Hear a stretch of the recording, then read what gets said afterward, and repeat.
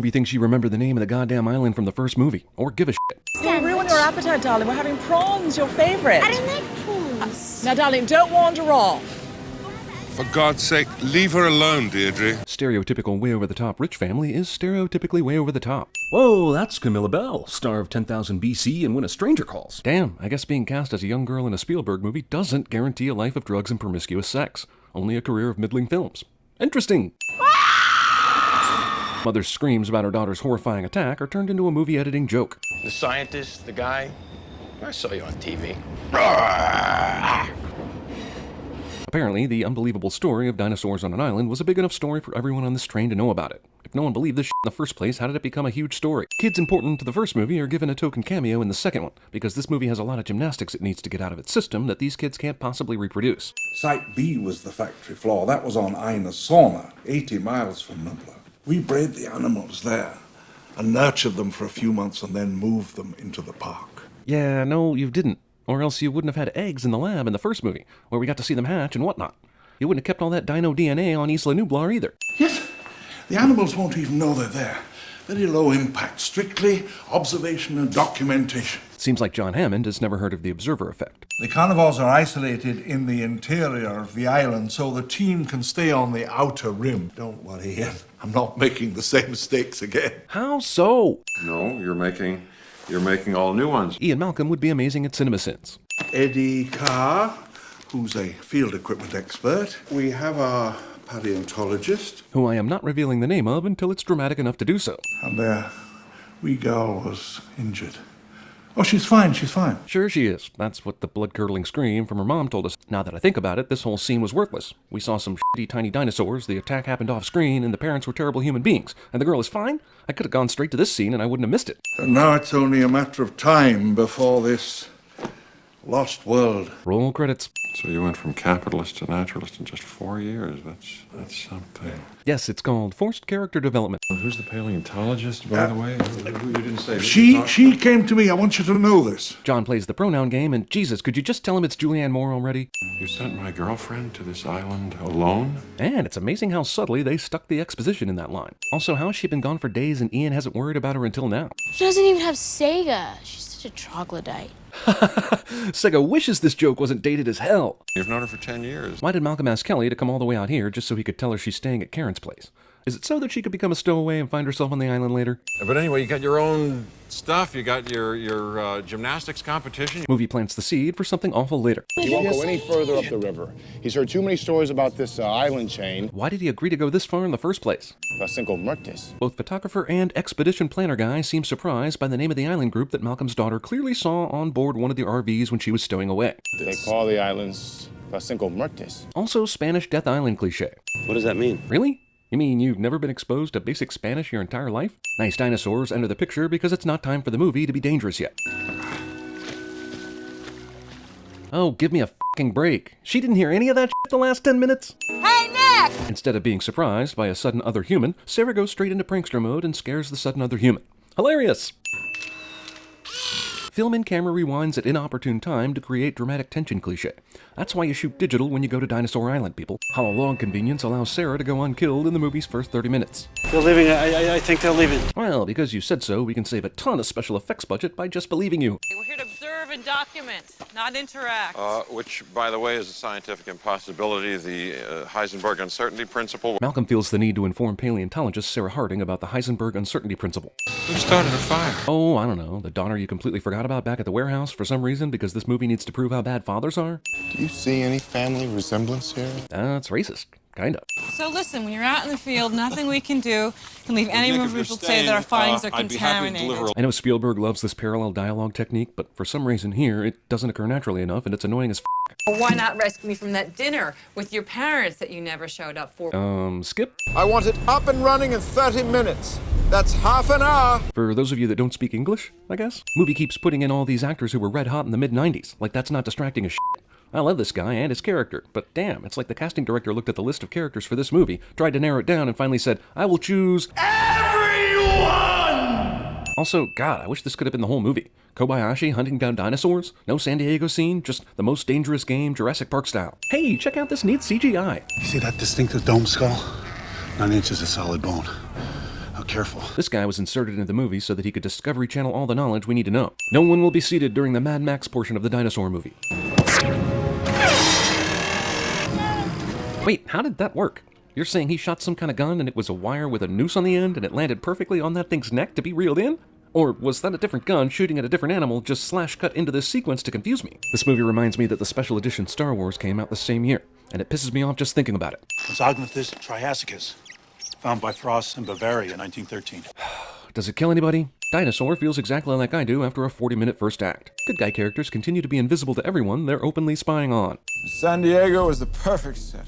People already associate our beautiful city with animal attractions. San Diego Zoo, SeaWorld, San Diego Chargers. Wah, wah. Super well-organized and well-funded dino capture endeavor has no one guarding the captured dinos, or even making sure they don't die and shit. Furthermore, this board meeting seems like an incredible time waster. I know Roland has his heart set on bagging a full-size T-Rex, but InGen currently has a baby T-Rex tied up and ready to go.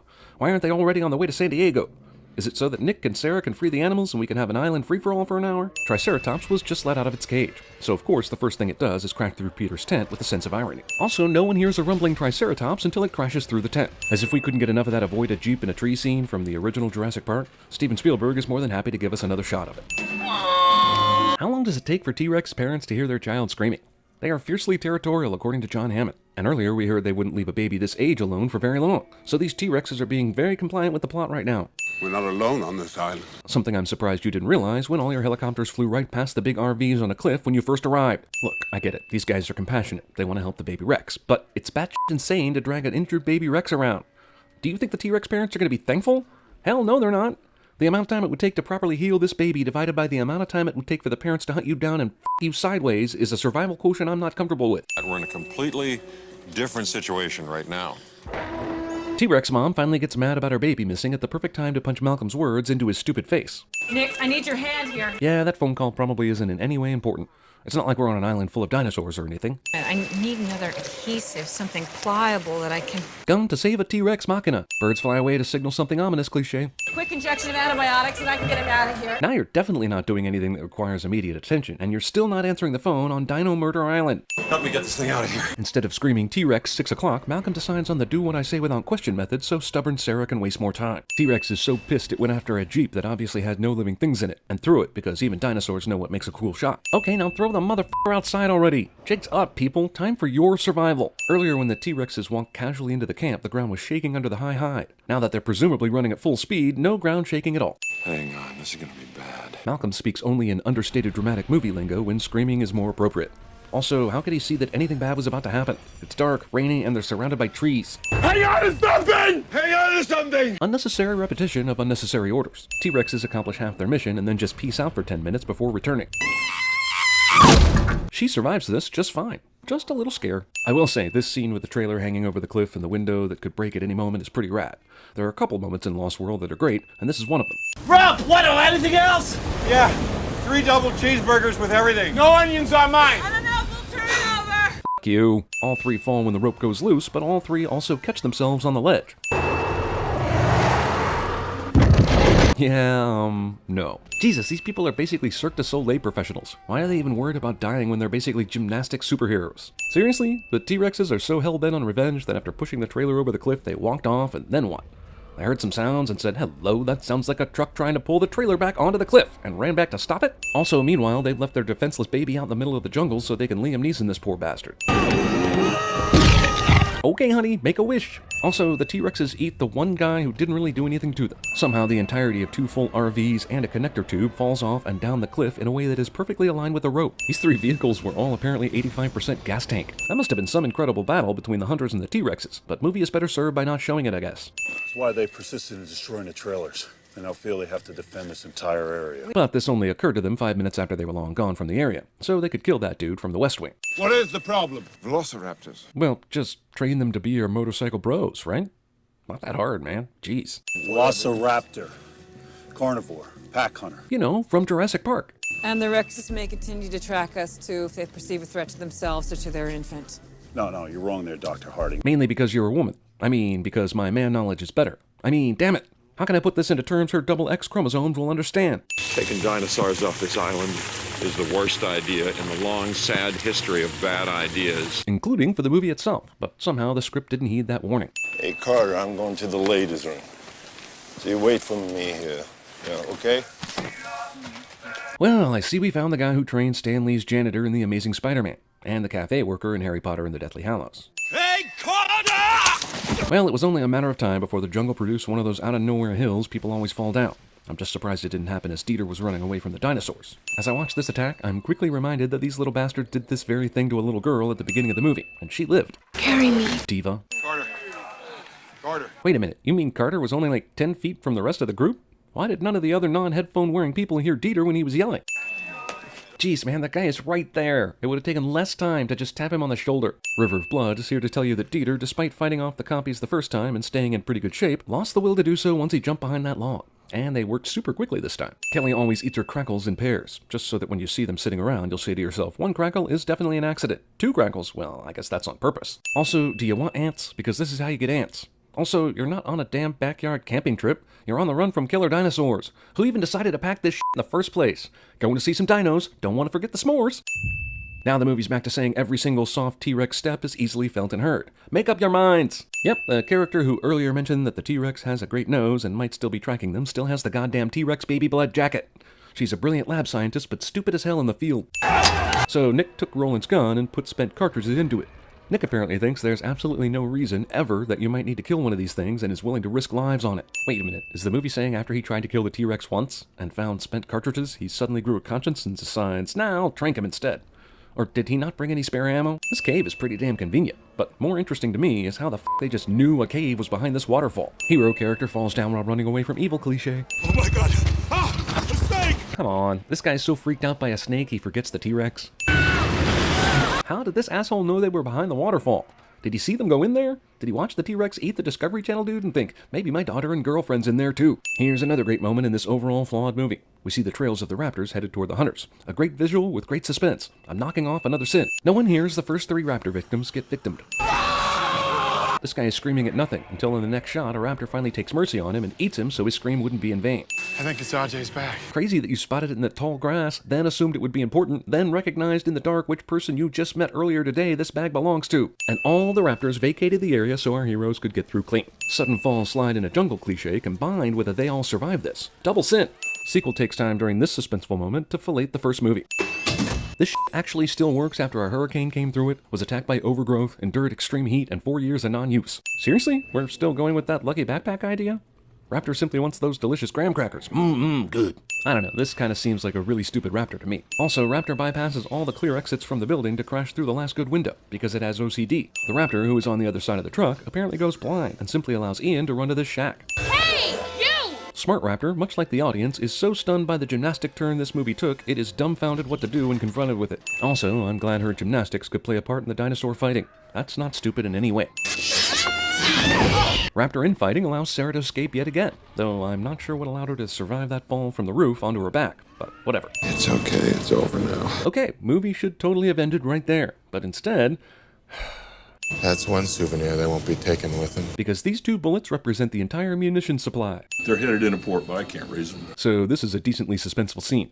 But is the movie telling us that once the T-Rex started his rampage on the boat, no one sent out a distress signal? Somehow nobody thinks it's worthwhile to evacuate the people on the dock as a ship approaches at flank speed. Also, nobody inside this building thinks it's a good idea to leave right now. Except the Weasley nephew. This has always bothered me. The T-Rex went on a rampage and managed to eat whoever was at the ship's wheel without breaking any windows or opening any doors. Meanwhile, whoever owned this hand apparently had the best grip in the world, to the point that his hand stayed on the wheel after getting eaten whole. First off, this guy thinks this is a good idea. He seriously thinks this is a good idea. Furthermore, the T-Rex went on an eating rampage throughout the boat, and yet, somehow, he went down into the cargo hold and a dead guy managed to close the doors on it.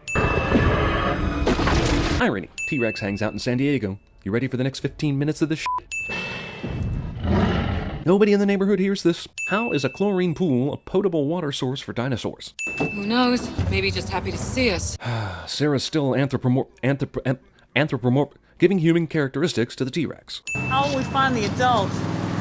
Follow the screams. Cute, but San Diego is a f***ing huge city. They would actually need some kind of starting point to even find the screams. Bus accidentally foreshadows Blockbuster Video's entire corporate future. I don't know if this is racist, or if this homage just reminds me that the really stupid Godzilla with Matthew Broderick comes out the following summer, but this is just a sin in my mind. Steven Spielberg stages a scene where screenwriter David Koepp gets eaten, probably for putting this San Diego shit in it. The T-Rex was apparently so flummoxed back at the factory, it's like a mile behind them, after being on their heels just a second ago. Here's the movie switching gears yet again, trying to tell me that these T-Rex footsteps on a boat would not be heard or felt by this guy. Dinotopia. Dick movie makes a passing mention of pterodactyls, gave 15 minutes to rampage over San Diego. Also, how do you keep pterodactyls on the island? Do they use those invisible fences? Or a LoJack?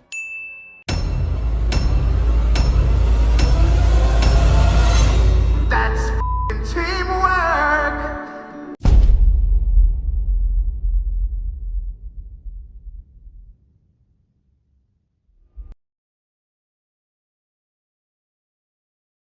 One job, one day's work, very dangerous. He does not expect all of you to live, but those of you who do will have $91 million to divide between you in any way you see fit.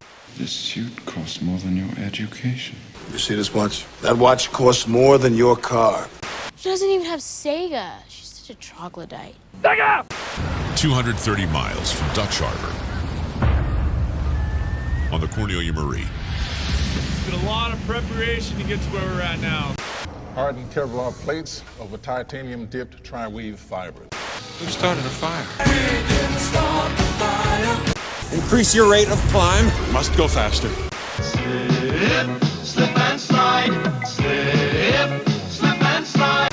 I call my agent up. Now, she says, Trent, they asked for you specifically for this part. What was the thing? Oh, I don't know what it was. It was, drugs are bad, Ginny, eat something, whatever. It's after-school special bullshit. I need to ease my mind. Checking it home. Been planting them apple seeds, and while the apples grow, I'm gonna go out jacking it in San Diego.